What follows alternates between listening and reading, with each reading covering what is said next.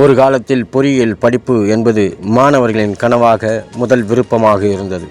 நாடு முழுவதும் ஏராளமான புதிய பொறியியல் கல்லூரிகள் திறக்கப்பட்டன.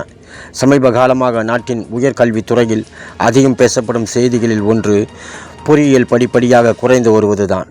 அண்மையில் வெளியான தகவல்களின்படி 2025-26 கல்வியாண்டில் இந்தியா முழுவதும் 58 பொறியியல் கல்லூரிகள், தொழில்நுட்ப கல்லூரிகள் புதிய மாணவர் சேர்க்கையை நிறுத்தி படிப்படியாக மூடப்படும் அவலநிலைக்கு சென்றுள்ளன.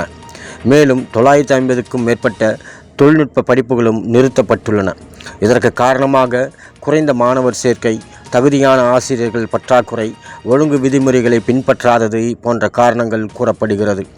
மேலும் பல கல்லூரிகளில் காலியாக இருந்த இடங்கள் அதிகரித்துள்ளன.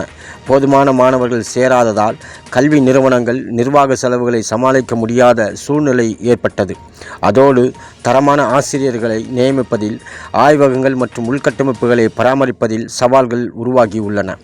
தமிழகத்தை பொறுத்தவரையில் 12 பொறியியல் கல்லூரிகள் மூடப்பட்டுள்ளன. சில தனியார் சுயநிதி பொறியியல் கல்லூரிகள் கடந்த சில ஆண்டுகளாக படிப்படியாக மூடப்பட்டு வருகின்றன. அத்துடன் புதிய மாணவர் சேர்க்கையும் நிறுத்தப்பட்டுள்ளன. ஆசிரியர்கள் போதுமான எண்ணிக்கையில் இல்லாதது, ஆய்வக வசதிகள் மற்றும் உட்கட்டமைப்பு குறைபாடு, ஒழுங்கு விதிமுறைகளை பின்பற்றாதது போன்ற காரணங்களால் சில கல்லூரிகள் புதிய மாணவர் சேர்க்கையை அகில இந்திய தொழில்நுட்ப கழகம் அனுமதி மறுத்துள்ளது. இதேபோல மாணவர்கள் வேலைவாய்ப்பு, வளாக தேர்வு, ஆராய்ச்சி வசதி மற்றும் கல்வித்தரம் அதிகமாக உள்ள சில முன்னணி கல்லூரிகளையே விரும்புகின்றனர். மாணவர்களும் பெற்றோர்களும் இதனால் மற்ற கல்லூரிகளில் மாணவர் சேர்க்கை குறைகிறது. இதே நேரத்தில் காலப்போக்கில் பல மாணவர்களின் கல்வி தேர்வுகளில் மாற்றம் ஏற்பட்டுள்ளது. முன்பு சிவில், மெக்கானிக்கல் பிரிவுகளுக்கு அதிக தேவை இருந்தது. தற்போது செயற்கை நுண்ணறிவு, தரவு, அறிவியல், சைபர் பாதுகாப்பு போன்ற புதிய துறைகளுக்கு மாணவர்களும் பெற்றோர்களும் அதிக ஆர்வம் காட்டுகின்றனர். இதனால் சில பாரம்பரிய பிரிவுகளில் மாணவர்கள் சேர்க்கை குறைகிறது. இதேபோல தகவல் தொழில்நுட்பம், மருத்துவம், சட்டம், வடிவமைப்பு, அறிவியல், மேலாண்மை, திறன் சார்ந்த படிப்புகளுக்கு பல துறைகளில் மாணவர்கள் அதிக ஆர்வம் காட்ட தொடங்கியுள்ளனர். இந்த மாற்றம் கல்வி நிறுவனங்களுக்கு ஒரு சவாலாக இருக்கிறது.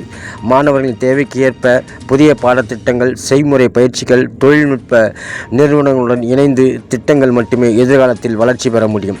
தற்போதைய நிலையை பொறியியல் கல்லூரிகள் வீழ்ச்சி என்று கூறுவதை விட தரமில்லாத கல்லூரிகள் குறைந்து தரமான கல்லூரிகள் வலுப்பெறும் மாற்ற காலம் என்று கூறுவது பொருத்தமாகவும் இருக்கும் என்று கல்வியாளர்கள் கூறுகின்றனர். ஐ மீடியா செய்திகளுக்காக மவுண்ட் கோபால்.